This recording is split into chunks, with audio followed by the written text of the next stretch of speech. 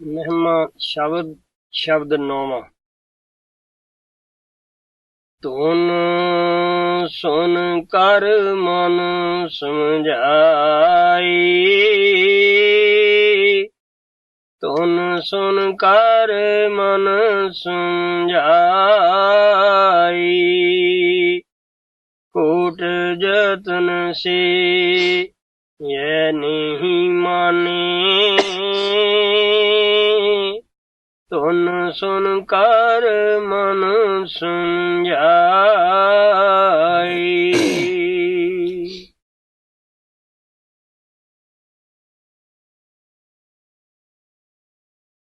ਸਾਡੀ ਆਤਮਾ ਉਸ ਪਰਮਾਤਮਾ ਦੀ ਅੰਸ਼ ਹੈ। ਇਹ ਉਹ ਸ਼ਾਂਤੀ ਦਾ ਸਮੁੰਦਰ ਹੈ ਜਿੱਥੋਂ ਕਿ ਜਿਸ ਦਾ ਅਥਾਹ ਨਹੀਂ ਪਾਇਆ ਜਾ ਸਕਦਾ, ਜਿਸ ਦੀ ਮਹਿਮਾ ਬਿਆਨ ਨਹੀਂ ਕਰੀ ਜਾ ਸਕਦੀ। ਉਸੇ ਹੀ ਇਹ ਸ਼ਾਂਤੀ ਦੇ ਸਮੁੰਦਰ ਦੇ ਵਿੱਚੋਂ ਕਤਰਾ ਹੋ ਕੇ ਵਿਛੜੀ ਜਦੋਂ ਇਹ ਨੀਚੇ ਦੇ ਮੰਡਲਾਂ ਵਿੱਚ ਆਈ, 10ਵੇਂ ਦੁਆਰ ਤੋਂ ਵੀ ਥੱਲੇ ਜਦੋਂ ਆ ਗਈ, ਉਸ ਵਕਤ ਇਸ ਦੇ ਉੱਪਰ ਕਾਰਨ ਪੜਦਾ ਚੜ ਗਿਆ। ਉਦੋਂ ਥੱਲੇ ਆਈ, ਸੂਖਸ਼ਮ ਚੜ ਗਿਆ। ਜਦ ਇਸ ਮੰਡਲ ਦੇ ਵਿੱਚ ਆਈ ਜਿਸ ਵਿੱਚ ਆਪਾਂ ਬੈਠੇ ਹਾਂ, ਅਸਥੂਲ ਪੜਦਾ ਚੜ ਗਿਆ। ਜਿਵੇਂ ਜਿਵੇਂ ਹਿਮਾਲਿਆ ਤੋਂ ਆਪਾਂ ਦੂਰ ਹੁੰਦੇ ਜਾਂਦੇ ਹਾਂ, ਉਸੇ ਤਰ੍ਹਾਂ ਗਰਮੀ ਜ਼ਿਆਦਾ ਵੱਧ ਜਾਂਦੀ ਹੈ। ਇਸੇ ਤਰ੍ਹਾਂ ਜਿਵੇਂ ਜਿਵੇਂ ਆਤਮਾ ਆਪਣੇ ਸ਼ਾਂਤੀ ਦੇ ਸਮੁੰਦਰ ਤੋਂ ਦੂਰ ਹੋਈ, ਇਹ ਉਤਨੀ ਹੀ ਅਸ਼ਾਂਤ ਹੋ ਗਈ। ਹੁਣ ਇਹ ਸ਼ਾਂਤੀ ਦੀ ਤਲਾਸ਼ ਵਿੱਚ ਹਮੇਸ਼ਾ ਰਹਿੰਦੀ ਹੈ। ਲੇਕਿਨ ਜਦ ਥੱਲੇ ਦੇ ਮੰਡਲਾਂ ਦੇ ਵਿੱਚ 10ਵੇਂ ਦੁਆਰ ਤੋਂ ਥੱਲੇ ਆਈ, ਕਾਲ ਦੇ ਸਪੁਰਦ ਹੋ ਗਈ, ਕਾਲ ਦੇਸ ਵਿੱਚ ਆਈ। ਕਾਲ ਨੇ ਆਪ ਦਾ ਮਨ ਨਾਲ ਲਗਾ ਦਿੱਤਾ ਕਿ ਕੋਈ ਆਤਮਾ ਅਗਰ ਪਰਮਾਤਮਾ ਦੀ ਖੋਜ ਵਿੱਚ ਘਰੋਂ ਨਿਕਲੇ, ਇਸ ਨੂੰ ਗੁੰਮਰਾਹ ਕਰਨਾ ਤੇਰੀ ਡਿਊਟੀ ਹੈ। ਮਨ ਹੀ ਸਾਡੇ ਅੱਗੇ ਦੀਵਾਰ ਬਣ ਕੇ ਸਾਡੇ बीच में ਖੜ ਜਾਂਦਾ ਹੈ। ਇਸ ਮਨ ਦੀ ਦੀਵਾਰ ਨੂੰ ਟੱਪਣ ਵਾਸਤੇ, ਤੋੜਨ ਵਾਸਤੇ ਬਹੁਤ ਲੋਕਾਂ ਨੇ ਕੋਸ਼ਿਸ਼ ਕੀਤੀ। ਕਿਸੇ ਨੇ ਜਪ ਕੀਤਾ, ਕਿਸੇ ਨੇ ਤਪ ਕੀਤਾ, ਕਿਸੇ ਨੇ ਪੂਜਾ ਪਾਠ ਕੀਤੀ, ਕਿਸੇ ਨੇ ਪ੍ਰਾਣਾਯਾਮ ਕੀਤਾ, ਲੇਕਿਨ ਆਪਣੇ ਮਕਸਦ ਦੇ ਅੰਦਰ ਉਹ ਕਾਮਯਾਬ ਨਾ ਹੋ ਸਕੇ। ਮੈਂ ਖੁਦ ਜਪ ਤਪ ਵਗੈਰਾ ਕੀਤੇ ਸਨ। ਜਦ ਬਾਬਾ ਸਾਵਣ ਸਿੰਘ ਦੇ ਪਾਸ ਬਾਬਾ ਸੋਮਨਾਥ, ਬਾਬਾ ਬਿਸ਼ਨ ਦਾਸ ਨੂੰ ਮੈਂ ਮਹਾਰਾਜ ਸਾਵਣ ਸਿੰਘ ਦੇ ਪਾਸ ਲੈ ਕੇ ਗਿਆ ਸੀਗਾ, ਜਦ ਬਾਬਾ ਬਿਸ਼ਨ ਦਾਸ ਨੇ ਮੇਰੇ ਮੁਤਲਕ ਦੱਸਿਆ ਕਿ ਇਸ ਨੇ ਇਸ ਤਰ੍ਹਾਂ ਦੇ ਕਰਮਕਾਂਡ ਕੀਤੇ ਹੈ, ਤਾਂ ਮਹਾਰਾਜ ਸਾਵਣ ਸਿੰਘ ਖੁਸ਼ ਬੜੇ ਹੋਏ। ਉਹਨਾਂ ਨੇ ਬਾਬਾ ਸੋਮਨਾਥ ਨੂੰ ਸੱਦਿਆ, ਕਿਉਂਕਿ ਉਹਨਾਂ ਦਾ ਵੀ ਜੀਵਨ ਮੇਰੇ ਨਾਲ ਮਿਲਦਾ ਜੁਲਦਾ ਹੀ ਸੀਗਾ। ਉਹ ਕਹਿਣ ਲੱਗੇ ਵੀ ਸਾਡਾ ਵੀ ਇੱਕ ਸੇਵਕ ਹੈ, ਤੁਸੀਂ ਪੁੱਛ ਸਕਦੇ ਹੋ ਇਹਨਾਂ ਦੇ ਵਿੱਚੋਂ ਅਗਰ ਕੁਝ ਮਿਲਿਆ ਹੈ। ਮਹਾਰਾਜ ਸਾਵਣ ਸਿੰਘ ਨੇ ਆਪਣੀ ਜ਼ਿੰਦਗੀ ਦਾ ਇੱਕ ਵਾਕਿਆ ਦੱਸਿਆ। ਉਹ ਕਹਿਣ ਲੱਗੇ ਅਸੀਂ ਹਰਿਦੁਆਰ ਗਏ, ਉੱਥੇ ਇੱਕ ਸਾਧੂ ਭੇਸ ਦੇ ਅੰਦਰ ਭਗਵੇਂ ਕੱਪੜਿਆਂ ਵਾਲਾ ਸੀ। ਉਹ ਕਹਿਣ ਲੱਗਿਆ ਮੈਨੂੰ ਤੁਸੀਂ ਜ਼ਮੀਨ ਦੇ ਅੰਦਰ ਦੱਬ ਦਿਓ, ਮੈਂ ਕਈ ਦਿਨਾਂ ਤੱਕ ਬਾਹਰ ਨਹੀਂ ਆਊਂਗਾ ਔਰ ਜੀਵਤ ਨਿਕਲ ਆਊਂਗਾ। ਮਹਾਰਾਜ ਜੀ ਕਹਿਣ ਲੱਗੇ, ਜਦ ਅਸੀਂ ਉਸ ਨੂੰ ਪੁੱਛਿਆ ਕਿ ਤੇਰੀ ਚੜ੍ਹਾਈ ਕਿੱਥੋਂ ਤੱਕ ਹੈ, ਉਹ ਬੜੀ ਮੁਸ਼ਕਲ ਨਾਲ ਕਹਿਣ ਲੱਗਿਆ ਕਿ ਸਿਰਫ ਮੈਂ ਪਹਿਲੀ ਮੰਜ਼ਿਲ ਤੇ ਹੀ ਜਾਣਾ ਹੈ, ਇਦੋਂ ਅੱਗੇ ਦਾ ਤਾਂ ਮੈਨੂੰ ਪਤਾ ਹੀ ਨਹੀਂ। ਮਹਾਰਾਜ ਸਾਵਣ ਸਿੰਘ ਕਹਿਣ ਲੱਗੇ ਕਿ ਸਾਡੀ ਤਾਂ ਇੱਥੋਂ ਅਲਫਬੇ ਸ਼ੁਰੂ ਹੁੰਦੀ ਹੈ। ਅਗਰ ਸੰਤ ਸਾਡੇ ਅੰਦਰੋਂ ਇੱਕ ਭਰਮ ਕੱਢਦੇ ਹਨ ਤਾਂ 20 ਹੋਰ ਪਾ ਦਿੰਦਾ ਹੈ। ਹੋਰ ਬਹੁਤ ਕਿਸਮ ਦੀਆਂ ਇਸ ਦੇ ਪਾਸ ਦਵਾਈਆਂ ਹਨ, ਜਿਹੜੀਆਂ ਕਿ ਹਮੇਸ਼ਾ ਹੀ ਮਨ ਸਾਡੇ ਅੰਦਰ ਸਾਨੂੰ ਉਹ ਪੁੜੀਆਂ ਦਿੰਦਾ ਰਹਿੰਦਾ ਹੈ। ਵਕੀਲ ਦੀ ਤਰ੍ਹਾਂ ਅੰਦਰੋਂ ਸਮਝਾਉਂਦਾ ਰਹਿੰਦਾ ਹੈ ਕਿ ਕੋਈ ਆਤਮਾ ਮੇਰੀ ਦੀਵਾਰ ਨੂੰ ਤੋੜ ਨਾ ਜਾਏ। ਸਾਨੂੰ ਪਤਾ ਹੀ ਹੈ, ਜਿਸ ਤਰ੍ਹਾਂ ਕੋਈ ਪਰਲੋਂ ਦੇ ਵਕਤ ਮਕਾਨ ਦੁਨੀਆ ਖਤਮ ਹੋ ਜਾਂਦੀ ਹੈ, ਬੜੇ ਬੜੇ ਥੇ ਬਣ ਜਾਂਦੇ ਹੈ, ਉੱਥੇ ਬਣੀਆਂ ਬਣਾਈਆਂ ਆਬਾਦੀਆਂ ਥੱਲੇ ਦਬ ਜਾਂਦੀਆਂ ਹਨ। ਇਹ ਵੀ ਸੁਣਦੇ ਹਾਂ ਬਜ਼ੁਰਗਾਂ ਤੋਂ ਕਿ ਉੱਥੇ ਖਜ਼ਾਨੇ ਵੀ ਪਾਏ ਜਾਂਦੇ ਹਨ, ਔਰ ਉਹਨਾਂ ਖਜ਼ਾਨਿਆਂ ਦੇ ਉੱਤੇ ਸੱਪ ਵੀ ਸੁਣਦੇ ਹਾਂ ਕਿ ਮਾਇਆ ਤੇ ਸੱਪ ਰਹਿੰਦਾ ਹੈ। ਹੁਣ ਫਰਜ਼ ਕਰੋ ਕਿਸੇ ਨੇ ਉਹ ਖਜ਼ਾਨਾ ਪ੍ਰਾਪਤ ਕਰਨਾ ਹੈ ਤਾਂ ਸੱਪ ਦਾ ਇੰਤਜ਼ਾਮ ਕਰੇ ਬਗੈਰ ਅਸੀਂ ਖਜ਼ਾਨੇ ਨੂੰ ਪ੍ਰਾਪਤ ਨਹੀਂ ਕਰ ਸਕਦੇ। ਨਹੀਂ ਤਾਂ ਸੱਪ ਡੰਗ ਮਾਰ ਕੇ ਜ਼ਿੰਦਗੀ ਨੂੰ ਖਤਮ ਕਰ ਦੇਵੇਗਾ। ਸਭ ਤੋਂ ਪਹਿਲਾਂ ਅਸੀਂ ਉਸ ਸੱਪ ਦਾ ਇੰਤਜ਼ਾਮ ਕਰਨਾ ਹੈ, ਉਸ ਨੂੰ ਪਕੜਨਾ ਹੈ, ਉਸ ਦੇ ਡੰਗ ਤੋਂ ਬਚਣਾ ਹੈ। ਇਸੇ ਤਰ੍ਹਾਂ ਸਾਡੀ ਰੂਹਾਨੀਅਤ ਪ੍ਰਾਪਤ ਕਰਨ ਦੇ ਰਸਤੇ ਵਿੱਚ ਸੱਪ ਜਿਹੜਾ ਹੈ ਉਹ ਮਨ ਬੈਠਾ ਹੈ। ਜਦ ਅਸੀਂ ਰੂਹਾਨੀਅਤ ਪ੍ਰਾਪਤ ਕਰਨ ਦੀ ਕੋਸ਼ਿਸ਼ ਕਰਦੇ ਹਾਂ ਤਾਂ ਸੱਪ ਅੱਗੋਂ ਡੰਗ ਮਾਰਨੇ ਸ਼ੁਰੂ ਕਰਦਾ ਹੈ। ਉਹ ਕਿਹੜੇ ਡੰਗ ਹੈ? ਕਾਮ ਹੈ, ਕ੍ਰੋਧ ਹੈ, ਲੋਭ ਹੈ, ਮੋਹ ਹੈ, ਹੰਕਾਰ ਹੈ।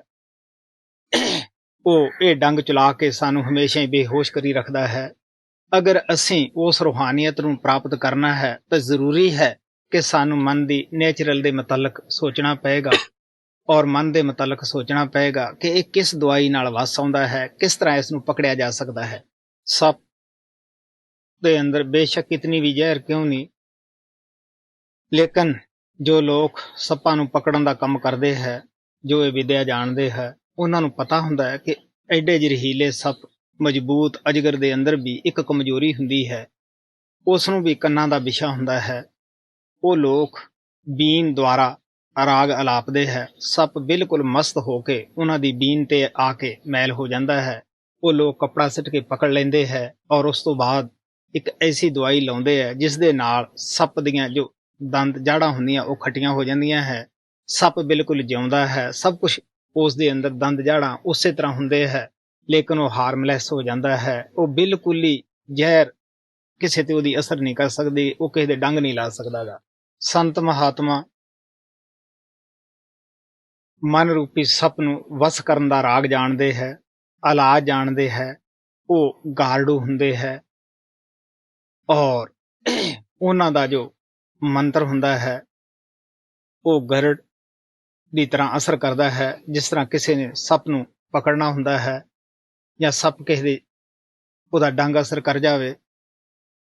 ਇੱਥੇ ਸਾਡੇ ਹਿੰਦੁਸਤਾਨ ਦੇ ਵਿੱਚ ਆਮ ਪੁਰਾਣਾ ਰਿਵਾਜ ਸੀਗਾ, ਲੋਕ ਮਾਂਦਰੀ ਨੂੰ ਪਕੜਦੇ ਔਰ ਜੋ ਉਹ ਮੰਤਰ ਉਸ ਤੇ ਪਕੜ ਕੇ ਝਾੜਾ ਕਰਦਾ ਸੀ ਉਸ ਨੂੰ ਗਰੜ ਕਹਿੰਦੇ ਸਨ, ਔਰ ਜੋ ਝਾੜਾ ਕਰਦਾ ਸੀਗਾ ਉਸ ਨੂੰ ਗਾਰਡੂ ਕਹਿੰਦੇ ਸਨ। ਤੋਂ ਸੰਤ ਮਹਾਤਮਾ ਸਾਨੂੰ ਉਸ ਮਨ ਰੂਪੀ ਸੱਪ ਦੇ ਡੰਗਾਂ ਤੋਂ ਬਚਣ ਵਾਸਤੇ, ਇਸ ਨੂੰ ਵਸ ਕਰਨ ਵਾਸਤੇ ਆਪਣਾ ਮੰਤਰ ਵੀ ਸਾਨੂੰ ਦਿੰਦੇ ਹੈ, ਜਿਸ ਨੂੰ ਅਸੀਂ ਸਿਮਰਨ ਕਹਿੰਦੇ ਹਾਂ। ਔਰ ਸਾਨੂੰ ਉਹ ਬੀਨ ਜੋ ਸੱਚਖੰਡੋਂ ਉੱਠਦੀ ਹੁੰਦੀ ਹੈ, ਸਾਡੇ ਸਭ ਦੇ ਅੰਦਰ ਹੀ ਵੱਜ ਰਹੀ ਹੈ, ਉਸ ਬੀਨ ਨੂੰ ਸੁਣਨ ਦਾ ਵੀ, ਸ਼ਬਦ ਨੂੰ ਸੁਣਨ ਦਾ ਵੀ, ਉਸ ਨਾਦ ਨੂੰ ਸੁਣਨ ਦਾ ਵੀ ਸਾਨੂੰ ਤਜਰਬਾ ਕਰਾਉਂਦੇ ਹੈ, ਦੱਸਦੇ ਹੈ ਕਿਸ ਤਰ੍ਹਾਂ ਬੈਠ ਕੇ ਉਸ ਨੂੰ ਸੁਣਨਾ ਹੈ। ਜਦੋਂ ਅਸੀਂ ਉਸ ਰਾਗ ਨੂੰ ਸੁਣਦੇ ਹਾਂ, ਸਿਮਰਨ ਦੇ ਜ਼ਰੀਏ ਮਨ ਨੂੰ ਤੀਸਰੇ ਤਿਲ ਤੇ ਇਕਾਗਰ ਕਰਦੇ ਹਾਂ, ਜਿਹੜਾ ਸਾਡਾ ਮਨ ਕਿਸੇ ਸਾਧਨ ਨਾਲ ਵਸ ਵਿੱਚ ਨਹੀਂ ਆਉਂਦਾ ਸੀਗਾ, ਇਹ ਵਸ ਵਿੱਚ ਆ ਜਾਂਦਾ ਹੈ, ਇਹ ਬਿੰਨਿਆ ਜਾਂਦਾ ਹੈ, ਇਹ ਵੀ ਉਸ ਸਰਪ ਦੀ ਤਰ੍ਹਾਂ ਹਾਰਮਲੈਸ ਹੋ ਜਾਂਦਾ ਹੈ। ਸੰਤ ਮਹਾਤਮਾ ਸਾਨੂੰ ਸੁਣੀਆਂ ਸੁਣਾਈਆਂ ਜਾਂ ਗ੍ਰੰਥਾਂ ਚੋਂ ਪੜ੍ਹ ਕੇ ਗੱਲਾਂ ਨਹੀਂ ਦੱਸਦੇ, ਉਹਨਾਂ ਦਾ ਜਾਤੀ ਤਜਰਬਾ ਹੁੰਦਾ ਹੈ।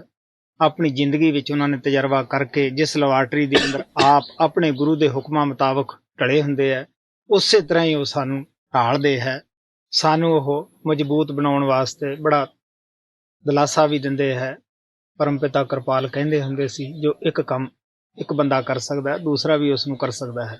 ਲੇਕਿਨ ਮਹਾਰਾਜ ਸਾਵਣ ਸਿੰਘ ਕਹਿੰਦੇ ਹੁੰਦੇ ਸੀਗੇ, ਅਗਰ ਤੁਸੀਂ ਆਪਣੇ ਸਕੂਲ ਟੀਚਰ ਨੂੰ ਇਹ ਕਹੋ ਕਿ ਜੀ ਮੇਰੇ ਪਾਸ ਤਾਂ ਟਾਈਮ ਨਹੀਂ ਗਾ, ਮੈਂ ਤਾਂ ਸਕੂਲ ਅੰਦਰ ਆ ਨਹੀਂ ਸਕਦਾ, ਆਪ ਮੇਰਾ ਸਬਕ ਵੀ ਯਾਦ ਕਰੋ, ਮੇਰੀ ਹਾਜ਼ਰੀ ਵੀ ਲਵਾਓ ਔਰ ਮੈਨੂੰ ਪਾਸ ਹੋਣ ਦੇ ਵੀ ਨੰਬਰ ਸਭ ਤੋਂ ਚੰਗੇ ਮਿਲਣ। ਗੁਰੂ ਨਾਨਕ ਵੀ ਕਹਿੰਦੇ ਆ, ਗੱਲੀ ਕਿਨੇ ਨਾ ਪਾਇਆ ਸੱਜਣੋ, ਇਹ ਮਨ ਬੁੱਧੀ ਦਾ ਮਜ਼ਬੂਤ ਨਹੀਂ, ਮਜਬੂਨ ਨਹੀਂ, ਮਨ ਬੁੱਧੀ ਦੋਨੇ ਅਗਿਆਨੀ ਹਨ। ਇਹ ਮਜਬੂਨ ਉਸ ਜਗ੍ਹਾ ਤੋਂ ਸ਼ੁਰੂ ਹੁੰਦਾ ਹੈ ਜਿੱਥੇ ਮਨ ਬੁੱਧੀ ਦੀ ਹੱਦ ਖਤਮ ਹੋ ਜਾਂਦੀ ਹੈ। ਇਹ ਤਾਂ ਆਸ਼ਕਾਂ ਦਾ ਮਤ ਹੈ, ਕਰਨ ਵਾਲਿਆਂ ਦਾ ਮਤ ਹੈ। ਬੁੱਲੇ ਸ਼ਾਹ ਨੇ 40 ਸਾਲ ਕਿਤਾਬਾਂ ਪੜ੍ਹੀਆਂ ਸਨ, ਬਹੁਤ ਮਤਾਲਿਆ ਕੀਤਾ ਸੀਗਾ। ਜੋ ਵੀ ਮੁਸਲਮਾਨੀ ਸ਼ਰ੍ਹਾ ਦੇ ਅੰਦਰ ਕਰਮਕਾਂਡ ਸੀ ਸਾਰੇ ਉਸਨੇ ਕੀਤੇ ਸਨ, ਲੇਕਿਨ ਸ਼ਾਂਤ ਰਹਿੰਦਾ ਸੀ। ਜਦ ਕਿਸੇ ਅਨੈਤ ਸ਼ਾਹ ਦੇ ਸਤਸੰਗੀ ਨਾਲ ਉਸ ਦਾ ਮਿਲਾਪ ਹੋਇਆ, ਉਹ ਕਹਿਣ ਲੱਗਿਆ, ਮੀਆਂ ਕਿਉਂ ਰੋਜ਼ ਸੰਗ ਅੜਾਉਂਦਾ ਰਹਿਣਾ ਹੈ, ਪਾੜਦਾ ਰਹਿਣਾ ਹੈ, ਤੂੰ ਜਾ ਅਨੈਤ ਸ਼ਾਹ ਕੋਲੇ, ਤੇਰੇ ਕੰਨ ਖੋਲੇ। ਜਦ ਉਸ ਦੇ ਪਾਸ ਗਿਆ, ਕਿਉਂਕਿ ਸੰਤ ਮਹਾਤਮਾ ਦਿਲਾਂ ਦੀਆਂ ਜਾਣਦੇ ਹੁੰਦੇ ਹੈ, ਉਹਨਾਂ ਨੂੰ ਪਤਾ ਹੁੰਦਾ ਹੈ ਕਿ ਇਸ ਦੇ ਜੁੰਮੇ ਕਾਲ ਦਾ ਕਿਤਨਾ ਕਰਜ਼ਾ ਹੈ, ਜਾਂ ਇਹ ਸੱਚਾ ਜਗਿਆਸੂ ਹੈ। ਨਾਮਦਾਨ ਵਕਤ ਉਹਨਾਂ ਨੂੰ ਅਸੀਂ ਧੋਖਾ ਨਹੀਂ ਦੇ ਸਕਦੇ, ਭਾਵੇਂ ਉਹ ਹਜ਼ਾਰਾਂ ਮੀਲਾਂ ਤੇ ਦੂਰ ਬੈਠੇ ਹੈ, ਉਹ ਸਭ ਜਾਣਦੇ ਹੈ। ਤੋ ਬੁੱਲੇ ਸ਼ਾਹ ਜਾ ਕੇ ਕਹਿਣ ਲੱਗਿਆ, ਮਹਾਰਾਜ ਜੀ ਮੈਨੂੰ ਨਾਮ ਚਾਹੀਦਾ, ਕਲਮਾ ਚਾਹੀਦਾ ਹੈ, ਮੈਨੂੰ ਰੱਬ ਦੇ ਪਾਉਣ ਦਾ ਸਾਧਨ ਔਰ ਤਰੀਕਾ ਚਾਹੀਦਾ ਹੈ, ਉਹ ਕਿਸ ਤਰ੍ਹਾਂ ਪਾਈਦਾ ਹੈ। ਹੁਣ ਉਹਨਾਂ ਨੇ ਸੋਚਿਆ ਵੀ ਇਹਨੂੰ ਮੈਂ ਜੇ ਕਿਤਾਬੀ ਗਿਆਨ ਦਿੱਤਾ, ਕਿਤਾਬਾਂ ਦੇ ਵਿੱਚੋਂ ਸਮਝਾਉਣਾ ਚਾਹਿਆ ਤੇ ਬੜਾ ਆਲਮ ਫਾਜ਼ਿਲ ਹੈ, ਇਹ ਬਹਿਸ ਬਾਸਾ ਕਰੇਗਾ।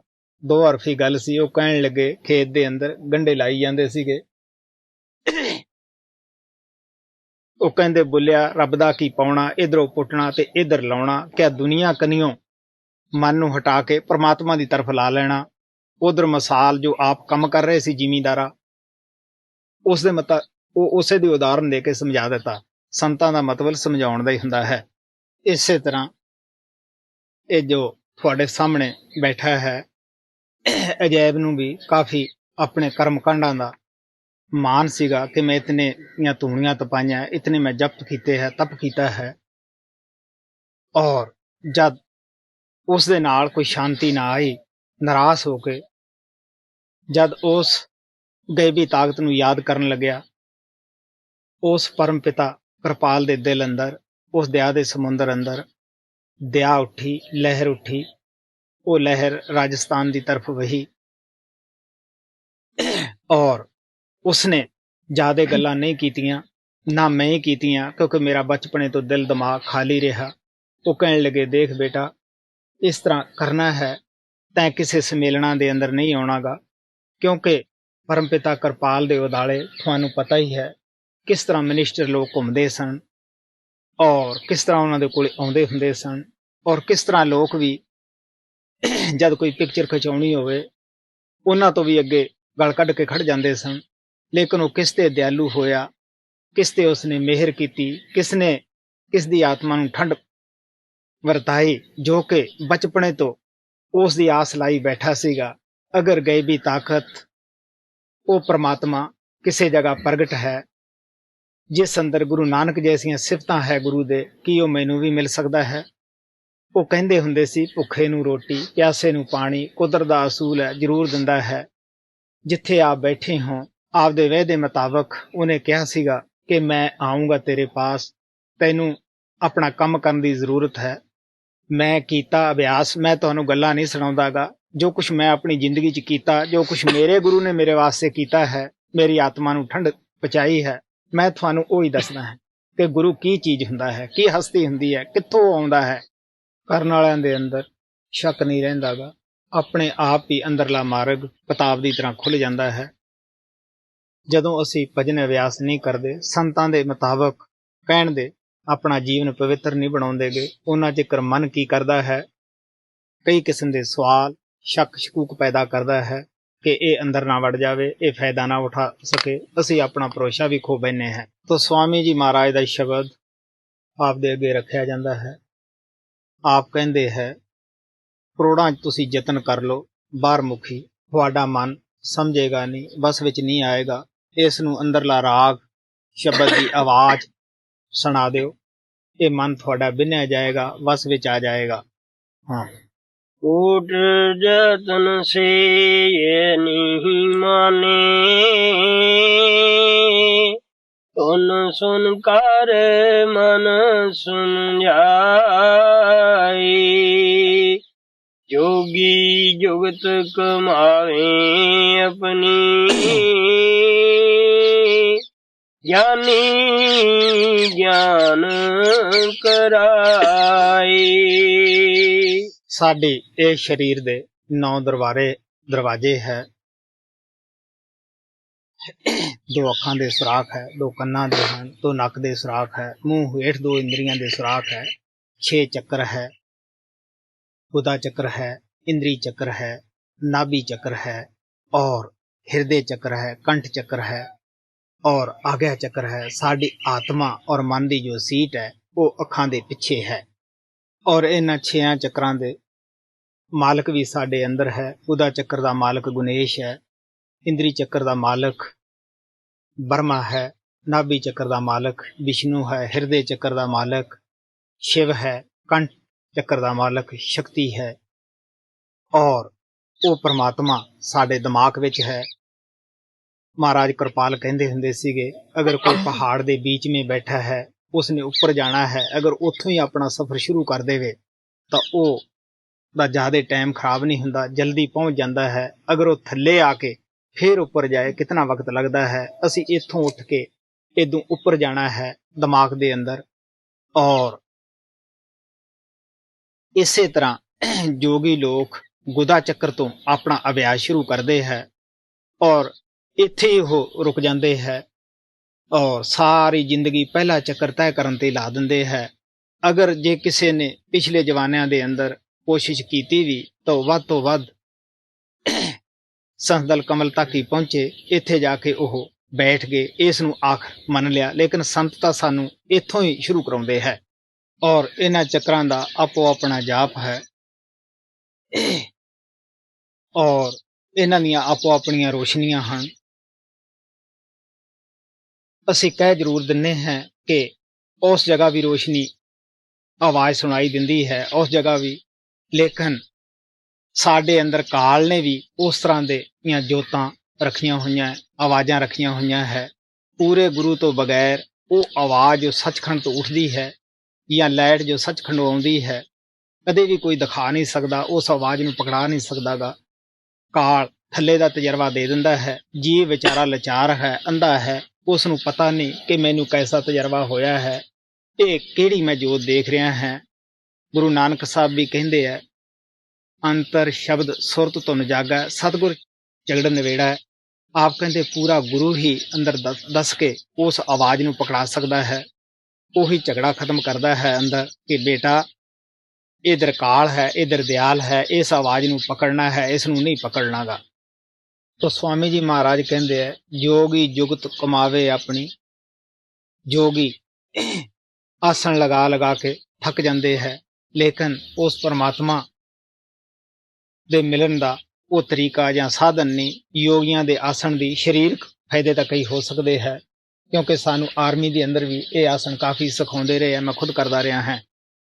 और ज्ञानी आलम फाजिल लोग बाहर किताबां दा ज्ञान कर करके थक जाते हैं, क्योंकि वो हमेशा वाल की खल उधेड़न ते लगे पे रहिंदे है। उस किताब च वो लिखिया है, इस च लिखिया, ऐ नहीं लिखना चाहिए सी, ऐ लिखना चाहिए सीगा, वो करदे नहीं। उस नूं किताबां दे विचों ग्रंथां दे विचों ढूंढदे है। महात्मा सानू दसदे है, बेहरफ अनामी यार है, हरफन में वो वसदा नहीं, हरफा में जो ढूंढदे मिलिया किसी को ना कहीं। गुरु नानक साहब कहते हैं, जो प्राणी गोबिंद ध्यावै, पढ़िया अनपढ़िया परमगत पावै।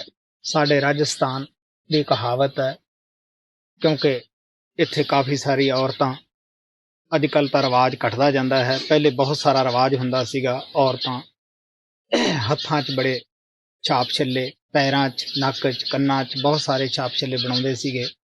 लेकिन ये कहावत सी, सभे गहने पहना के इक्को हस कढ़ाओ। कईयां दे इत्थे गले दे अंदर बहुत मोटा सोने का हस हुंदा सीगा, भी सारे गहने छोटे छोटे नूं तोड़ के इक्को ही हस मजबूत बना लो। तो संतां महात्मां दा तां सानू यही उपदेश हुंदा है कि तुसीं सब पास्यों मन दीआं चलाकियां तो बच के अपना भजन अभ्यास करो। अगर करोगे तो तुहाडी कोई शिकायत नहीं रहेगी। शिकायतां उन्ना चिर ही असीं करदे हां जिन्ना चिर असीं इस अभ्यास नूं करदे नहीं। जोगी जुगत कमावे अपनी, ज्ञानी ज्ञान कराए। तपस्वी तप कर थाक रहे हैं, जति रहे जत लाए। तप दा तां मैं कई वारी दसदा हुंदा, क्योंकि मैं खुद करिया है। हिंदुस्तान दे अंदर मई और जून का महीना बहुत गर्मी का हुंदा है। उस महीने दे अंदर वो धूणियां तप करिया जांदा है। 4 धूणियां चौहीं पासे लगाईयां जांदियां है। 5वीं सूरज भी हुंदी है। 12 वजे उस नूं बगैर किसी छाया तो रंभिया जांदा है। किसी का 10,000 जाप हुंदा है, किसी का 20,000 जाप हुंदा है। ये आपो अपनी मेहनत प्यार तड़फ दे उपर मनसर हुंदा है। तो लेकिन मैं एक खुद प्रेम प्यार ना अभ्यास कीता है। इस नाल ਕੁਛ ਸ਼ਾਂਤੀ ਨਹੀਂ, ਸਿਵਾਏ ਹੰਕਾਰ ਤੋਂ ਪੱਲੇ ਕੁੱਖ ਵੀ ਨਹੀਂ ਪੈਂਦਾਗਾ। स्वामी जी महाराज कहते तपी भी थक जाते है और जती रहे चतलाई। मैं सारिया संतां ने जोर दिता है, जिस गल ते मैं जोर दिना हुन्ना है, सानू ब्रह्मचारी जीवन बतीत करन ते सारे संत जोर दिंदे है। लेकिन जे असी ये ख्याल रखिए कि शायद जत रखण नाल परमात्मा मिल जाएगा, शरीरक फायदा बहुत सारा है, रूहानियत अंदर ये बड़ी मदद करता है। लेकिन जे असी यही कहिए कि नाम ना लईए, नाम की कमाई ना करिए, असी हुण जती बन गए हैं, ये नाल हंकार तो सिवाए होर भी पल्ले कुछ नहीं पैंदा गा। बहुत सारे आदमी इस गल का हंकार करते हैं कि असी शरीरक संबंध नहीं करे, असी जती हैं। लेकिन जरा तुसीं सोच के देख लो, कबीर साहब किस जत नूं बयान करते हैं। वो कहते काम काम सब आखदे, काम न चीना कोय, जेती मन की कल्पना काम कहावे सोए। अगर साडे अंदर काम की कल्पना हो रही है, तुसी उस नूं जत नहीं कह सकदेगे, क्योंकि फिर अखां थाणी कन्ना थाणी और यह सुपनिया राही जिहड़ा विशा है ये वगना शुरू हो जाता है। इहनूं महात्मा जत नहीं कहिंदेगे। पप्पू ट्रांसलेटर है, इनू पता ही है कि जब बहुत सारे आदमियों के पत्र या इंटरव्यू दे विच आउंदे है, ज़्यादातर उन्हां दी यही शिकायत हुंदी है कि जी बीरज सुपने राही चलिया जाता है, कपड़े धोण च ही रहने हैं, बड़ा दिल खराब हो जाता है, दुख आउंदा है, असी बड़े उदास हो जाने हैं। तुसी सोच के देख लो, काम और नाम की दुश्मनी हुंदी है। जब असी इस तो बचांगे नहीं, किस तरह असी कामयाब हो सकते हैं। तपस्वी तपकार थाप थाक रहे हैं, तपस्वी तपकार थाक रहे हैं, यति रहे जत लाई, ज्ञानी ध्यान मानसी लावे, वे भी तो खाए।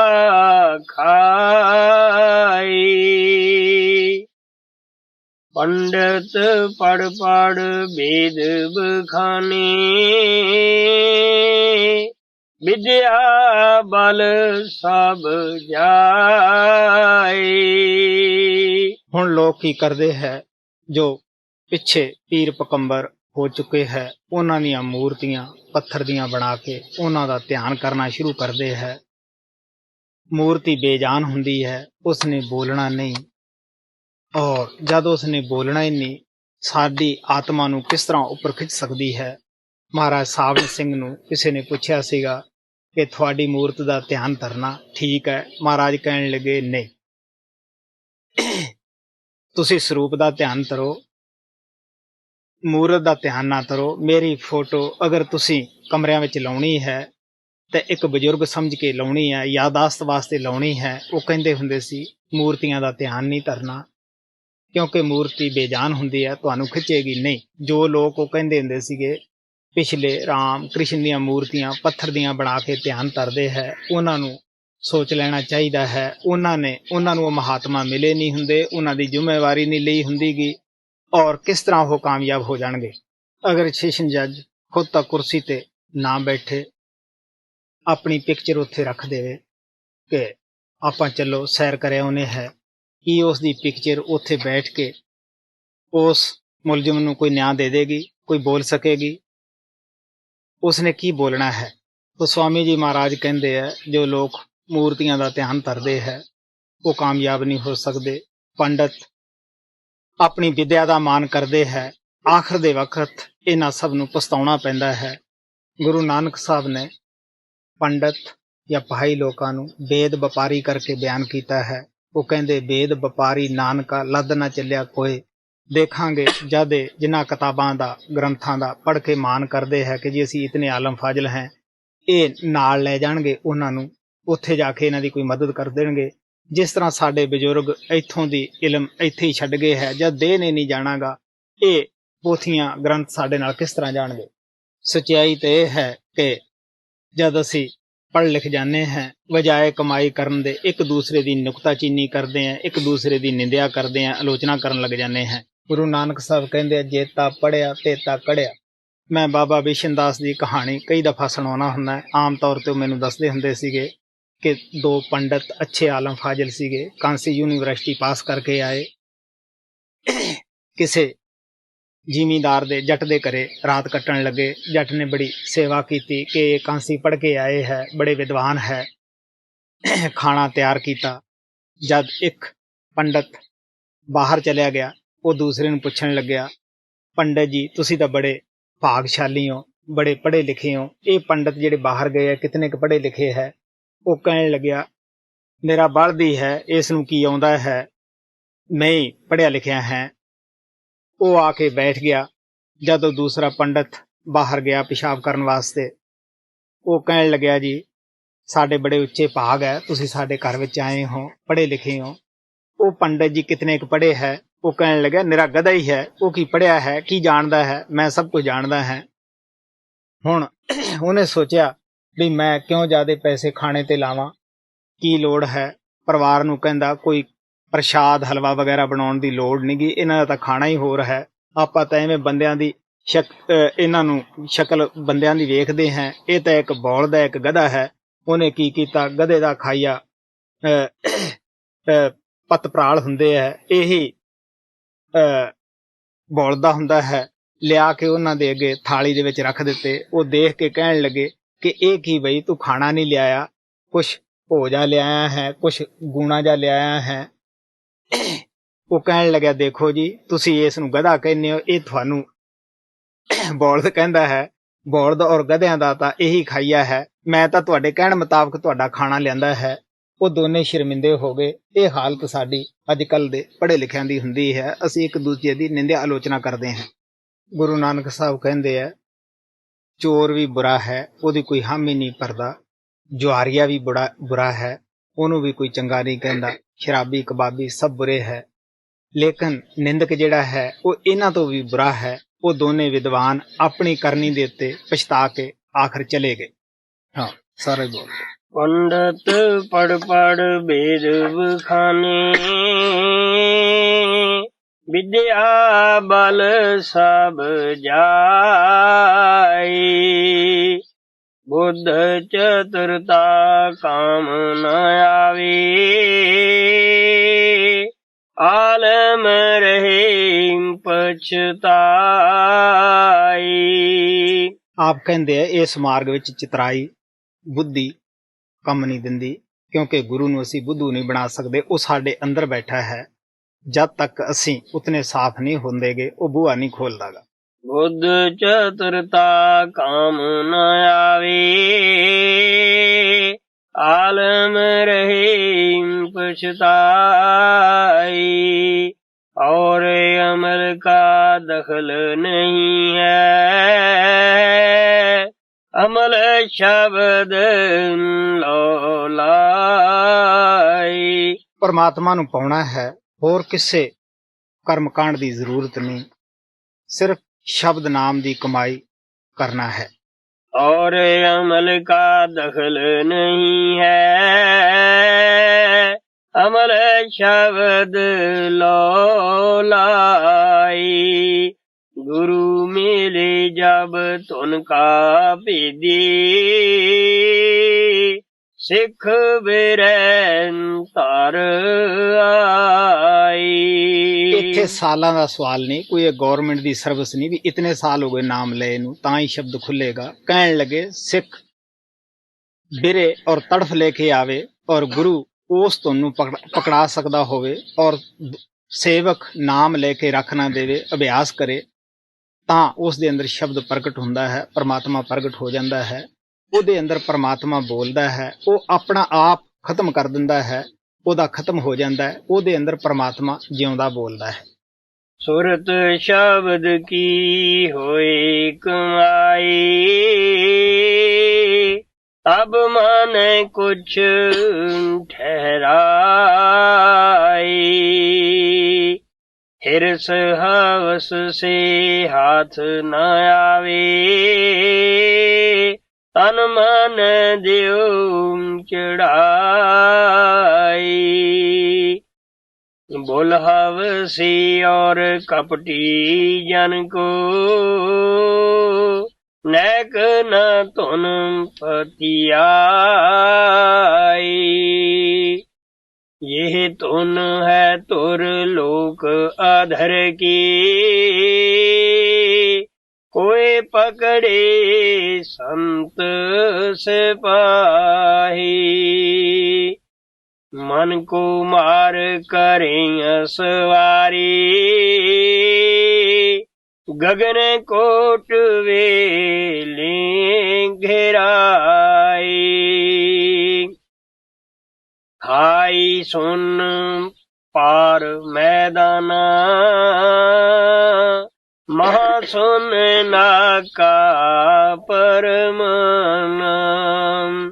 पंवर गुफा का फाटक तोड़ा शीश महल सतगुरु दिखलाई। अद्भुत लीला अजब वहाँ की किरण किरण सूरज दरसाई। सूरज सूरज ज्योत निरारी चंद्र चंद्र कोटन छब छाई। काटे आकाश घट पर कासा लख आकाश कोटन पर साई। यह लीला कुछ अजब पीछ की उल्ट पालट कोई गुरमुख पाई। कहाँ लग बरनु पीत यगादा जो कोई लावे सुन समादा। जो कोई लावे सुन समादा समझ बूझ गूंगी गुड़ खाई। अकथ अकह की बात निराली क्यों करे कहूँ बनाई। राधा स्वामी राज छिपी को प्रगट कर सरसाई।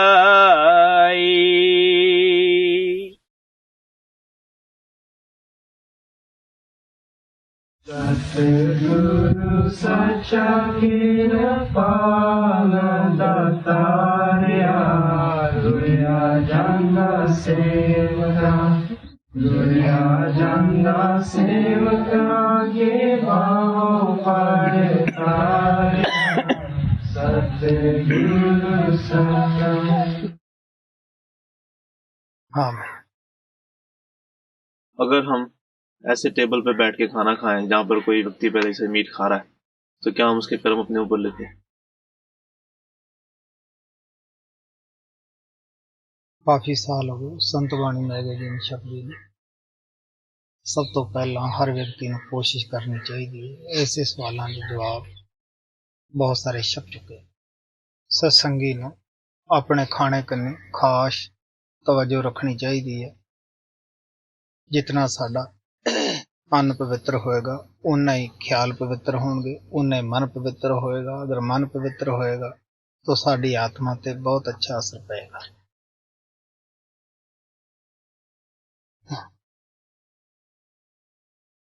इस साल और पिछले साल जितना भी मैं आपके ज्यादा नजदीक आई हूँ उतने ही ज्यादा मेरे अंदर ख्वाहिशें इच्छाएं ज्यादा पैदा हुई हैं।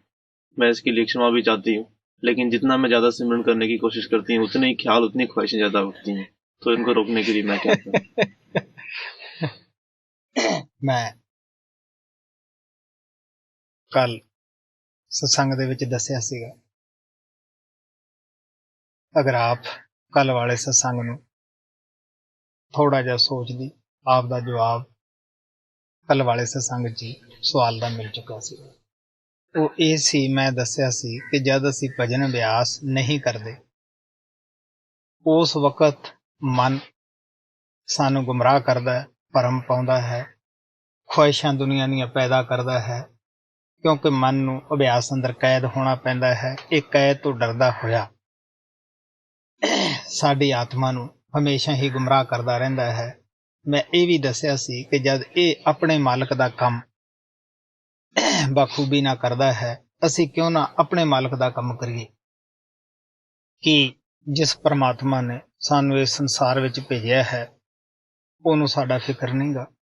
ਮੈਂ ਦੱਸਦਾ ਹੁੰਦਾ ਹੈ ਕਿ ਉਸ ਨੂੰ ਸਾਡੇ ਨਾਲੋਂ ਕਿਤੇ ਜ਼ਿਆਦਾ ਫਿਕਰ ਹੈ। ਇਹ ਇੱਕ ਭੁਲੇਖਾ ਹੈ, ਸਾਡੀ ਅਗਿਆਨਤਾ ਹੈ। ਅਗਰ ਅਸੀਂ ਇਹ ਕਹੀਏ ਕਿ ਆਪਣੀ ਪਰਵਰਿਸ਼ ਅਸੀਂ ਆਪ ਕਰਦੇ ਹਾਂ, ਇਹ ਉਹਨਾਂ ਚਿਕਰ ਹੀ ਅਸੀਂ ਕਹਿੰਦੇ ਹਾਂ ਜਿਤਨਾ ਚਿਕਰ ਸਾਡੀਆਂ ਅੱਖਾਂ ਬੰਦ ਹੈ, ਸਾਡੀ ਉੱਪਰ ਚੜ੍ਹਾਈ ਨਹੀਂ। ਜਦ ਉੱਪਰ ਚੜ੍ਹਾਈ ਹੋ ਜਾਂਦੀ ਹੈ, ਜਿਨ੍ਹਾਂ ਸੰਤਾਂ ਦੀ ਹੋਈ ਹੈ, ਉਹ ਹਮੇਸ਼ਾ ਦੱਸਦੇ ਆ ਕਿ ਸਾਡੀ ਪਰਵਰਿਸ਼ ਕਰਨ ਵਾਲਾ, ਸਾਡਾ ਫਿਕਰ ਕਰਨ ਵਾਲਾ ਕੋਈ ਹੋਰ ਵੀ ਤਾਕਤ ਹੈ। ਮਹਾਰਾਜ ਸਾਵਣ ਸਿੰਘ ਕਹਿੰਦੇ ਹੁੰਦੇ ਸੀਗੇ, ਦੁੱਖ ਸੁੱਖ, ਗਰੀਬੀ, ਅਮੀਰੀ, ਬਿਮਾਰੀ, ਤੰਦਰੁਸਤੀ, ਇਹ ਸਭ ਚੀਜ਼ਾਂ ਸਾਡੇ ਕਰਮਾਂ ਦੇ ਮੁਤਾਬਕ ਸਾਨੂੰ ਮਿਲਣੀਆਂ ਹੈ। ਇਹ ਅਸੀਂ ਲਿਖਾ ਕੇ ਲਿਆਏ ਹਾਂ। ਇਹ ਕਾਦੀਆਂ ਲਿਖੀਆਂ ਹੈ। ਜਦੋਂ ਸਾਡੇ ਸਰੀਰ ਦੀ ਵੀ ਰਚਨਾ ਨਹੀਂ ਹੋਈ ਸੀ, ਪਰਾਲਬਤ ਪਹਿਲਾਂ ਬਣ ਗਈ। ਤੁਲਸੀ ਸਾਹਿਬ ਨੇ ਕਿਹਾ, ਪਹਿਲੇ ਬਣੀ ਪਰਾਲਬਤ, ਪਾਛੇ ਬਣਿਆ ਸਰੀਰ। ਤੁਲਸੀ ਦਾਸਾ ਖੇਲ ਅਚਰਜ ਹੈ, ਪਰ ਮਨ ਨਹੀਂ ਬੰਨੇ ਧੀਰ। ਕਿਉਂ ਨਾ ਇਹਨਾਂ ਖੁਆਇਸ਼ਾਂ ਨੂੰ ਨਾਮ ਦੀ ਤਰਫ ਲਾਈਏ, ਗੁਰੂ ਦੀ ਤਰਫ ਲਾਈਏ। ਇਹ ਸਭ ਤੋਂ ਅੱਛਾ ਤਰੀਕਾ ਹੈ। ਜਦ ਮਨ ਖੁਆਇਸ਼ ਪੈਦਾ ਕਰਦਾ ਹੈ, ਉਸੇ ਖੁਆਇਸ਼ ਨੂੰ ਗੁਰੂ ਦੇ ਅਰਪਣ ਕਰ ਦਿਓ। ਮਹਾਰਾਜ ਸਾਵਣ ਸਿੰਘ ਕਹਿੰਦੇ ਹੁੰਦੇ ਸੀਗੇ, ਜਿੰਨੀਆਂ ਜ਼ਿਆਦਾ ਖੁਆਇਸ਼ਾਂ ਹੁੰਦੀਆਂ ਹੈ, ਓਨਾ ਹੀ ਆਦਮੀ ਜ਼ਿਆਦਾ ਕੰਗਾਲ ਹੁੰਦਾ ਹੈ। ਕਿਉਂਕਿ ਖੁਆਇਸ਼ਾਂ ਸਾਡੀ ਕਦੇ ਵੀ ਨਾ ਪੂਰਤੀ ਹੋਣ ਵਾਲੀਆਂ ਚੀਜ਼ਾਂ ਹੈ। ਕਿਉਂਕਿ ਪਰਮਾਤਮਾ ਲੱਖ ਦੇ 2 ਲੱਖ ਨੂੰ ਦੀ ਖੁਆਇਸ਼ ਉੱਠ ਖੜਦੀ ਹੈ। ਅਗਰ ਕਰੋੜ ਦੇ 2 ਕਰੋੜ ਦੀ ਖੁਆਇਸ਼ ਉੱਠ ਖੜਦੀ ਹੈ। ਇਹ ਖੁਆਇਸ਼ ਪਰੇ ਪਰੇ ਤੁਰੀ ਜਾਂਦੀ ਹੈ, ਕਿਉਂਕਿ ਮਨ ਨੂੰ ਇਹ ਖੁਆਇਸ਼ਾਂ ਉਠਾ ਕੇ ਬੜਾ ਅੱਛਾ ਆਸਾਨੀ ਦਾ ਤਰੀਕਾ ਥਿਆ ਜਾਂਦਾ ਹੈ। ਨਾ ਕੁਛ ਦੇਣਾ ਨਾ ਲੈਣਾ, ਖੁਆਇਸ਼ਾਂ ਦੇ ਵਿੱਚ ਕਿਆ ਪਿਆ ਹੈ। ਕਿਉਂ ਨਾ ਉਹ ਵਕਤ ਖੁਆਇਸ਼ਾਂ ਵਾਲਾ, ਉਹ ਕਲਪਨਾ ਵਾਲਾ ਸਤਿਗੁਰੂ ਭਗਤੀ ਵਿੱਚ ਲਾਇਆ ਜਾਏ। ਖੁਆਇਸ਼ ਦਾ ਮੇਰਾ ਮਤਲਬ ਇਹ ਨਾ ਸਮਝ ਲਿਓ ਕਿ ਹੱਥ ਤੇ ਹੱਥ ਧਰ ਕੇ ਬੈਠ ਜਾਈਏ। ਖੁਆਇਸ਼ ਔਰ ਮਿਹਨਤ ਦਾ ਬਹੁਤ ਫਰਕ ਹੈ। ਖੁਆਇਸ਼ਾਂ ਹਮੇਸ਼ਾ ਹੀ ਆਲਸੀ ਮਨ, ਆਲਸ ਹੀ ਸਾਡੇ ਅੰਦਰੋਂ ਪੈਦਾ ਕਰਦਾ ਹੈ। ਮਿਹਨਤੀ ਆਦਮੀ ਕਾਮਯਾਬ ਹੋ ਜਾਂਦਾ ਹੈ, ਖੁਆਇਸ਼ਾਂ ਪੈਦਾ ਕਰਨ ਵਾਲਾ ਕਾਮਯਾਬ ਨਹੀਂ ਹੁੰਦਾਗਾ। ਮੈਂ ਦੱਸਦਾ ਹੁੰਦਾ ਹੈ ਇਸ ਦੇ ਮੁਤਲਕ ਕਿ ਮੁਹੰਮਦ ਸਾਹਿਬ ਆਪਣੇ ਸੇਵਕਾਂ ਨੂੰ ਸਤਸੰਗ ਦੇ ਰਹੇ ਸਨ।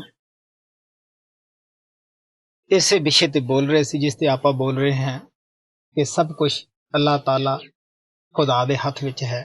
ਉਹ ਜੋ ਚਾਹਵੇ ਕਰੇ, ਉਹ ਕਰਨ ਯੋਗ ਹੈ। ਉਹਨਾਂ ਦਾ ਇੱਕ ਆਲਸੀ ਸੇਵਕ ਸੀਗਾ, ਸਤਸੰਗੀ ਸੀ, ਜੋ ਉਹਨਾਂ ਦੇ ਊਂਠਾਂ ਦੀ ਸੇਵਾ ਕਰਦਾ ਹੁੰਦਾ ਸੀਗਾ। ਉਹਦੇ ਦਿਲ 'ਚ ਖਿਆਲ ਆਇਆ ਕਿ ਜਦ ਸਭ ਕੁਝ ਅੱਲਾਹ ਤਾਲਾ ਕਰਦਾ ਹੈ, ਖੁਦਾ ਕਰਦਾ ਹੈ, ਤਾਂ ਮੈਂ ਰੋਜ਼ ਊਂਠਾਂ ਦੇ ਲੱਤਾਂ ਨੂੰ ਨਿਓਲ ਲਾਉਣਾ ਹੈ, ਬੰਨ੍ਹਦਾ ਹੈ। ਕਾਫੀ ਤਕਲੀਫ ਹੁੰਦੀ ਹੈ, ਮਿਹਨਤ ਕਰਨੀ ਪੈਂਦੀ ਹੈ। ਕਿਉਂ ਨਾ ਮੁਹੰਮਦ ਸਾਹਿਬ ਤੋਂ ਆਗਿਆ ਲਈ ਜਾਏ ਕਿ ਜਦ ਸਭ ਕੁਝ ਅੱਲਾਹ ਤਾਲਾ ਹੀ ਕਰਦਾ ਹੈ ਤੇ ਊਂਠਾਂ ਦੇ ਲੱਤਾਂ ਨੂੰ ਨਿਓਲ ਲਾਉਣ ਦੀ ਕੀ ਜ਼ਰੂਰਤ ਹੈ। ਉਹਨੇ ਸਵਾਲ ਕਰ ਦਿੱਤਾ ਕਿ ਮਹਾਰਾਜ ਜੀ, ਮੈਂ ਹੁਣ ਲੱਤਾਂ ਨੂੰ ਤਾਲਾ ਵਗੈਰਾ ਨਾ ਲਾਵਾਂ। ਉਹ ਕਹਿਣ ਲੱਗੇ, ਨਹੀਂ, ਤੇਰਾ ਫਰਜ਼ ਹੈ ਰੋਜ਼ ਊਂਠਾਂ ਦੀਆਂ ਲੱਤਾਂ ਨੂੰ ਤਾਲਾ ਵੀ ਲਗਾਉਣਾ, ਉਸ ਨੂੰ ਨਿਓਲ ਬੋਲਦੇ, ਔਰ ਰਾਖੀ ਵੀ ਕਰਨੀ। ਅਗਰ ਫੇਰ ਕੋਈ ਲੈ ਜਾਂਦਾ ਹੈ ਤਾਂ ਸਮਝ ਵੀ ਅੱਲਾਹ ਤਾਲਾ ਦੀ ਇਹਦੇ ਵਿੱਚ ਇਹੀ ਮਰਜ਼ੀ ਸੀ। ਫੇਰ ਵੀ ਤੂੰ ਖੁਸ਼ ਰਹਿ, ਨਾਰਾਜ਼ ਨਾ ਹੋ, ਉਹਦੀ ਭਗਤੀ ਕਰ। ਬਾਬਾ ਬਿਸ਼ਨ ਦਾਸ ਦੇ ਪਾਸ ਇੱਕ ਉਹਨਾਂ ਦੇ ਗਾਂਵ ਦਾ ਆਦਮੀ ਆਇਆ। ਮੈਂ ਵੀ ਉਸੇ ਜਗ੍ਹਾ ਬੈਠਾ ਸੀ। ਉਸਨੇ ਕਿਹਾ ਕਿ ਬਾਬਾ ਜੀ, ਅੰਦਰ ਖੁਆਇਸ਼ਾਂ ਬੜੀਆਂ ਉੱਠਦੀਆਂ ਹਨ, ਲੇਕਿਨ ਉਹ ਕਾਮ ਕਰੇ ਬਗੈਰ ਪੂਰੀਆਂ ਤਾਂ ਨਹੀਂ ਹੁੰਦੀਆਂ ਗੀਆਂ। ਮਨ ਸਾਰਾ ਦਿਨ ਇੱਕ ਖੁਆਇਸ਼ ਉਠਾਉਂਦਾ ਹੈ, ਬੈਠਾ ਬੈਠਾ ਹੀ ਉਸ ਨੂੰ ਅਜੇ ਪੂਰੀ ਨਹੀਂ ਹੋਈ ਹੁੰਦੀ ਹੋਰ ਉਠਾ ਆਂਦਾ ਹੈ। तो बाबा बिशनदास कहने लगे, ये जो मन है, जिहड़ी ख्वाहिश पैदा करता है, ये मन लपोट संख जैसा हुंदा है। मैं अपनी जिंदगी च गल्लां तां काफ़ी सुनियां सीगियां भी लपोट संख भी हुंदा है, लेकिन पता नहीं सी। मैं बाबा जी नूं कहा कि अज तुसीं सानूं इहदे बारे तां कुछ जानना पाओ। वो कहण लगे, भाई किसी प्रेमी ने भगती कीती भगवान दी, भगवान उसते खुश होया, उन्होंने एक संख दे दिता बई जद भी तेनू किसी चीज की जरूरत होवे तू इस नूं वजा लिया करी, तेनू अन्न पानी पैसा टका सब कुछ मिल जाया करेगा। मैं तेरी भगती ते खुश हैं, लेकिन इन्नी की मेहनत तेनू जरूर करनी पिया करेगी कि संख नूं वजाउणा पिया करेगा। वो संख लैके खुश होके किसी पिंड दे अंदर चलिया गया। किसी आदमी नूं कहण लगा, मैं रात कटनी है। वो कहंदे आओ महात्मा जी कटो रात, पो मंजा बिस्तरा मिलिया। वो कहंदे खाना तैयार करिए। वो कहण लगा, नहीं मेरे कोल ऐसा साधन है जिस दे नाल मैं खाना बनया बनाया ही मैनू भगवान दे दिंदा है। उस जट ने सोचा भी ये तो नवीं गल ही है कि इहो जिहा साधन इहदे कोल कित्थे है कि बनया बनाया खाना मिल जावे। अज ताईं किसी नूं मिलिया ही नहीं। उसने पानी लिया, इशनान वगैरह किया, अपना भजन पाठ करके जदों संख वजाया, खाना आ गया बनया बनाया, खादा, जो चीज मंगे तैयार। जट ने सोचा भी इहदा संख है जिहड़ा चुरा लईए। ਉਹਦਾ संख चराया। तड़के पुछण लग्या, बई सेवका इत्थे मेरा संख पिया सीगा। ਉਹ ਕਹਿੰਦੇ बाबा जी साथों तो तुसीं जिन्नी वड्डी कसम लैनी है लै लो, असीं तां तुहाडा संख देखिया नहीं। हुण ਉਹਨੂੰ पता तां सीगा कि संख इन्हां ने चुकिया है। उदास होके घरों तुर गया। फिर जाके भगवान की भगती की। भगवान कहण लग्या, देख बई मैं तेनू पहलां भी बहुत कुछ दिता है, वो की होया तेरे नाल, तेरा वो संख कित्थे गया। वो कहंदा बाबा जी मैं की दसां, मैं तो एक घरे गया सीगा, उन्हां लोकां ने चुरा लिया मेरा संख। वो कहंदे चंगा, तैनू हुण असीं होर संख दिन्ने है, ये कुछ ना लवे ना देवे, तू उसे घरे चलिया जा, वो संख रख देणगे, इहनूं चुक लैणगे। जदों उन्हां ने फेर कहा भी ओही बाबा आ गया है, इहदे कोले शायद हुण कोई उदू चंगी चीज होएगी। उन्हां ने बड़ी अच्छी सेवा की, प्यार किया सारे परिवार ने। उन्होंने फिर पूछया, बाबा किसी चीज की जरूरत? वो कहन लगा भी भगता मेरे को संख है, वो सारिया चीज़ां दे दिंदा है। उन्हें जो संख वजाया, कहन लग्या 100 रुपए की लोड़ है। वो कहंदा चक 200, ओहदा 200 की लोड़ है, ओहदा चक 400। मतलब दूने अगों देवे बोले, लेकिन लेना देना कुछ भी नहींगा, बोल ही बोल सीगा। जट ने सोचा बई आ संख ठीक है, जिहड़ा पैसे दिंदा है वो तो रोटियां ही रोटियां दिंदा है। उन्होंने की कीता, अगा पिछा करके थोड़ा बहुता बाबे नूं गल्ली लाया, तो उन्होंने वो जिहड़ा पहला संख सी वो रख दिता, वो चक लिया। चक के बाबा आपदा संख लेके घरों चलिया गया। वो जिमीदार लोग ने सोचा भी हुण जल्दी करिए माया बनाउण दी, जिन्ने मंग लांगे उन्ने उदू तो दुगने ही दिंदा है। वो बाबा तो उत्थों चलिया गया। उन्होंने जद कहा 1000 दे, वो कहंदा चको 2000। वो कहंदे 2000 चाहिदा। आखिर घंटा 1.5 घंटा उन्हां दी ऐसी बातचीत चली। वो कहण लगे कि तू दिंदा तां कुछ भी नहींगा, बोली जरूर जाना है। वो कहण लग्या मैं लपोट संख है, मैं लैंदा दिंदा कुछ नहींगा। यही हालत साडियां ख्वाहिशां दी है, साडे मन दी है, ना कोई बैठिया पूरी होवे, असी अपना वक्त बेकार खो लेने हैं। ਇਹਦੇ ਨਾਲੋਂ अच्छा है असी मेहनत करिए, गुरु नाल प्यार करिए, गुरु ते भरोसा रखिए। जद असी भरोसा रख के प्यार करांगे, मुहब्बत करांगे कि ਉਹਨੂੰ ਸਾਡੀਆਂ ਜ਼ਰੂਰਤਾਂ ਦਾ ਗਿਆਨ ਨਹੀਂਗਾ, ਉਹ ਤੁਹਾਡੇ ਅੰਦਰ ਬੈਠਾ ਹੈ, ਉਹ ਜ਼ਰੂਰ ਤੁਹਾਡੀ ਜ਼ਰੂਰਤ ਪੂਰੀ ਕਰੇਗਾ। ਉਹ ਬੇਇਨਸਾਫ ਨਹੀਂ। ਮੇਰੀ ਜ਼ਿੰਦਗੀ ਦਾ ਵਾਕਿਆ ਤੁਹਾਡੇ ਸਭ ਦੇ ਸਾਹਮਣੇ ਹੀ ਹੈ। ਜਦ ਪਰਮ ਪਿਤਾ ਕਿਰਪਾਲ ਦੇ ਨਾਲ ਮੇਰਾ ਮਿਲਾਪ ਹੋਇਆ, मैं उन्हां अगे यही बेनती की कि मेरा दिल दिमाग खाली है। मैनू ये नहीं पता ਕਿ ਮੈਂ ਤੁਹਾਨੂੰ ਕੀ ਕਵਾਂ, ਕੀ ਮੰਗਾਂ। ਹਜ਼ੂਰ ਨੇ ਖੁਸ਼ ਹੋ ਕੇ ਇਹ ਕਿਹਾ ਸੀਗਾ ਕਿ ਮੈਂ ਦਿਲ ਦਿਮਾਗ ਖਾਲੀ ਦੇਖ ਕੇ ਹੀ 500 ਕਿਲੋਮੀਟਰ ਚੱਲ ਕੇ ਆਇਆ ਹਾਂ। ਭਰੇ ਦਿਮਾਗ ਵਾਲੇ ਮੇਰੇ ਕੋਲ ਬਹੁਤ ਫਿਰਦੇ ਹੈ। ਤੋ ਸਾਨੂੰ ਇਸ ਗੱਲ ਤੋਂ ਸਿੱਖਿਆ ਲੈਣੀ ਚਾਹੀਦੀ ਹੈ। ਹਰ ਸਤਸੰਗੀ ਨੂੰ ਆਪਦੇ ਅੰਦਰ ਧਾਰਨਾ ਚਾਹੀਦਾ ਹੈ। ਲੇਕਿਨ ਉਸ ਤੋਂ ਮਗਰੋਂ ਇਹ ਨਹੀਂ ਕਿ ਮੇਰਾ ਦਿਲ ਦਿਮਾਗ ਖਾਲੀ ਹੋਣ ਦੇ ਨਾਲ ਮੈਂ ਕੁਝ ਕਰਿਆ ਨਹੀਂ। ਜੋ ਕੁਝ ਮੇਰੇ ਗੁਰੂ ਦੇਵ ਨੇ ਮੈਨੂੰ ਕਿਹਾ, ਮੈਂ ਉਹਨਾਂ ਹੁਕਮਾਂ ਦੀ ਸਭ ਤੋਂ ਪਹਿਲਾਂ ਪਾਲਣਾ ਕੀਤੀ। ਸਭ ਤੋਂ ਪਹਿਲਾਂ ਮੈਂ ਉਸ ਦੇ ਹੁਕਮ ਨੂੰ ਮੰਨਣ ਵਾਸਤੇ ਹੀ ਜ਼ਿੰਦਗੀ ਦਾ ਅੰਗ ਸਮਝਿਆ। ਜਿਸ ਦੀ ਯਾਦ ਵਿੱਚ ਬੈਠੇ ਹਾਂ, ਜਿਸ ਦੀ ਭਗਤੀ ਕਰਦੇ ਹਾਂ, ਉਹ ਸਾਨੂੰ ਪ੍ਰਸਾਰਿਤ ਕਰਨ ਨੂੰ ਵੀ ਪ੍ਰੇਰਦਾ ਹੈ। ਆਤਿਆ ਤਰਨਾ ਨਹੀਂ ਦੱਸਦਾਗਾ, ਲੇਕਿਨ ਇਹਦੇ ਨਾਲ ਨਾਲ ਉਹ ਸਾਡਾ ਫਿਕਰ ਵੀ ਰੱਖਦਾ ਹੈ, ਸਾਡੇ ਨੂੰ ਕਿਤੇ ਵੱਧ ਫਿਕਰ ਰੱਖਦਾ ਹੈ। ਬੁੱਲੇ ਸ਼ਾਹ ਸੂਫੀ ਸੰਤ ਨੇ ਕਿਹਾ ਸੀਗਾ, ਵਿਹੜੇ ਸੱਜਣ ਦੇ ਜਾਇ ਕੇ ਸਾਨੂੰ ਕੀਤਾ ਸੁਧੂਮ। ਉਹ ਪ੍ਰਭ ਸਾਡਾ ਸਖੀ ਹੈ, ਅਸੀਂ ਸੇਵਾ ਕਰਨੀਓ ਸੂਮ। ਸੂਮ ਉਸ ਨੂੰ ਕਿਹਾ ਗਿਆ ਹੈ ਜਿਹਦੇ ਕੋਲੇ ਧਨ ਪਦਾਰਥ ਕਾਫੀ ਹੋਵੇ, ਜੋ ਨਾ ਖਾਏ, ਨਾ ਕਿਸੇ ਨੂੰ ਖਵਾਏ, ਨਾ ਦਾਨ ਕਰੇ, ਨਾ ਕਿਸੇ ਨੂੰ ਦਾਨ ਕਰਨ ਦੀ ਸਲਾਹ ਦੇਵੇ, ਔਰ ਉਹ ਮਾਇਆ ਬੈਂਕਾਂ 'ਚ ਹੀ ਆਪਣੀ ਛੱਡ ਕੇ ਇਹ ਸੰਸਾਰ ਯਾਤਰਾ ਪੂਰੀ ਕਰਕੇ ਚਲਿਆ ਜਾਂਦਾ ਹੈ। ਚਮੜੀ ਲੈ ਜਾਵੇ, ਉਹ ਦਮੜੀ ਦੇਣ ਨੂੰ ਕਿਸੇ ਨੂੰ ਤਿਆਰ ਨਹੀਂ ਹੁੰਦਾਗਾ।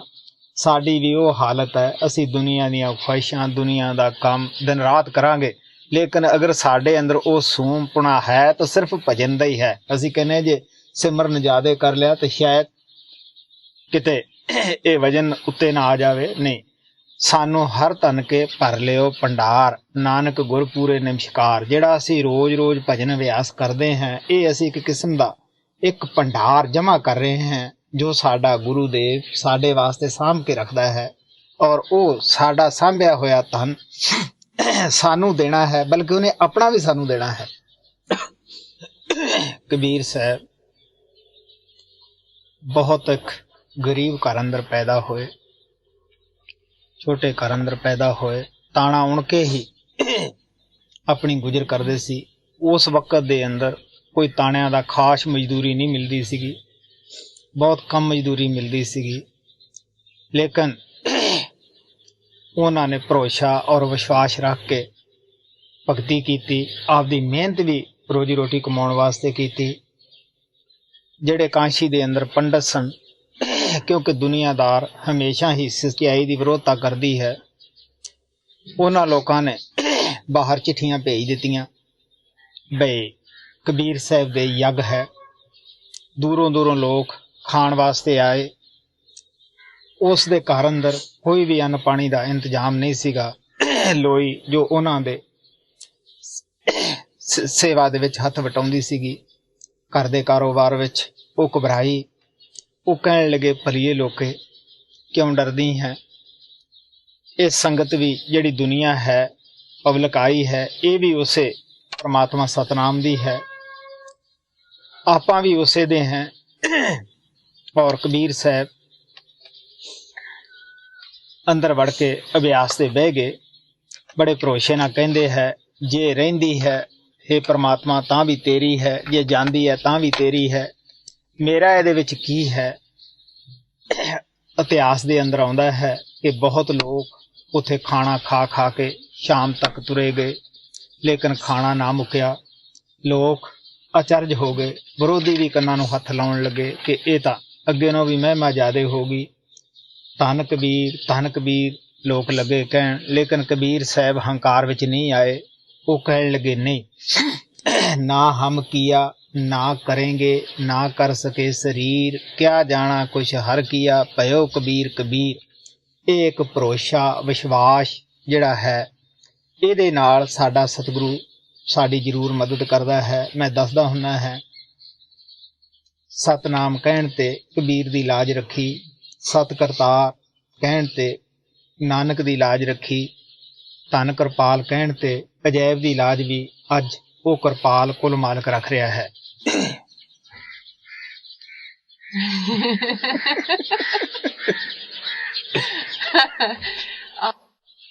अगर सत्संगी को दूसरा जन्म लेना पड़े तो क्या वो दूसरे जन्म में अपने गुरु को याद रखेगा? ਸਚਾਈ ਤੇ ਇਹ ਹੁੰਦੀ ਹੈ ਕਿ ਸਤਿਗੁਰੂ ਦੀ ਵੱਧ ਤੋਂ ਵੱਧ ਕੋਸ਼ਿਸ਼ ਹੁੰਦੀ ਹੈ ਕਿ ਸੇਵਕ ਨੂੰ ਦੂਸਰਾ ਜਨਮ ਨਾ ਦਿੱਤਾ ਜਾਏ, ਅੰਦਰਲੇ ਮੰਡਲਾਂ 'ਚ ਹੀ ਉਸ ਨੂੰ ਸਾਫ਼ ਕੀਤਾ ਜਾਏ।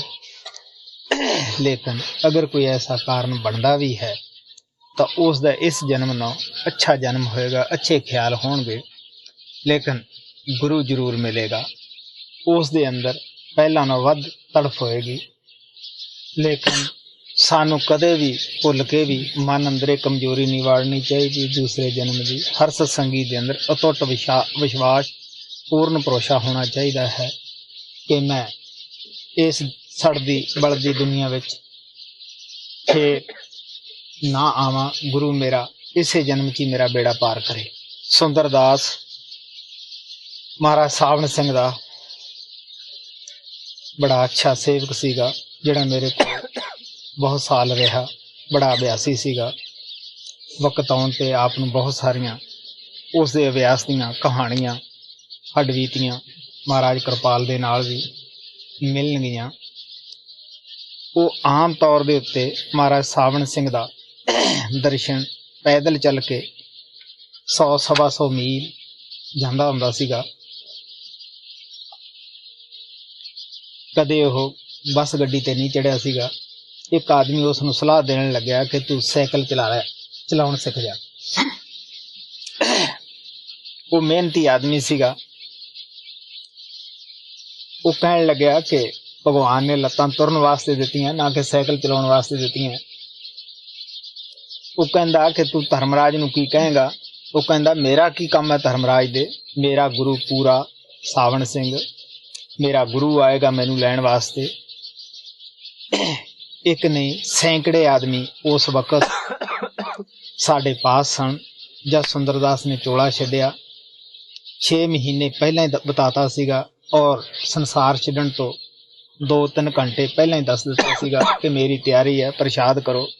ਅਸੀਂ ਪ੍ਰਸ਼ਾਦ ਕਰਿਆ ਔਰ ਉਸ ਤੋਂ ਬਾਅਦ ਉਸਨੇ ਚੋਲਾ ਛੱਡਿਆ। ਤਾਂ ਸਾਨੂੰ ਵੀ ਸੁੰਦਰਦਾਸ ਦੀ ਤਰ੍ਹਾਂ ਭਰੋਸਾ ਰੱਖਣਾ ਚਾਹੀਦਾ,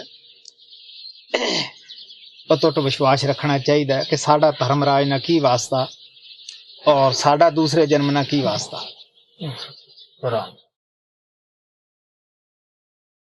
ਹਾਂ, ਦੱਸ ਦਿਆ।